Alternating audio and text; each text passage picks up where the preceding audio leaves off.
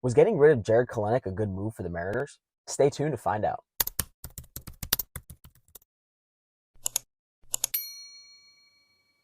I know I'm not in my usual spot of recording, but I just have to say, wow.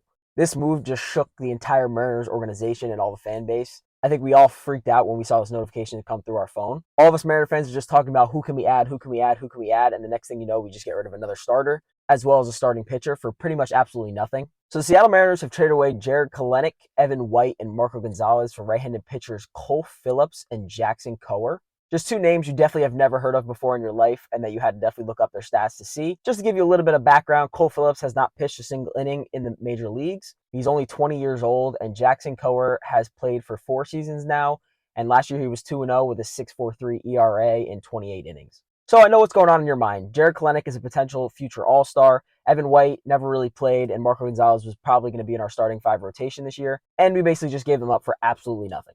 I totally understand the frustration, and when I first read this tweet, I was absolutely blasphemized that this deal had been done. But when you just slow down for a second and take a look more at it, you can understand what they're doing. And again, I'm not one who trusts this front office just like you guys, but it is almost physically impossible at this point for them not to do anything that is substantial. So where are we at this point? So obviously some of the major moves we did is not sign Teo back, so that saved us $20 million.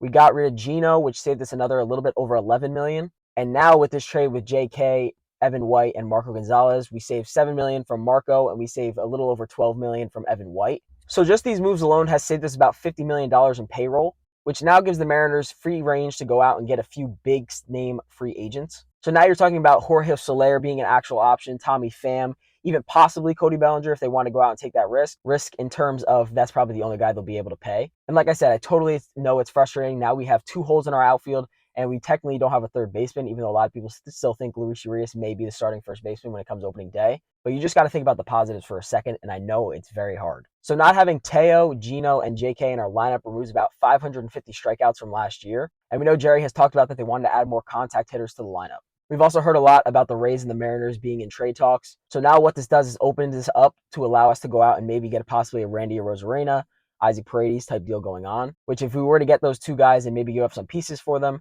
this would be huge additions to our lineup.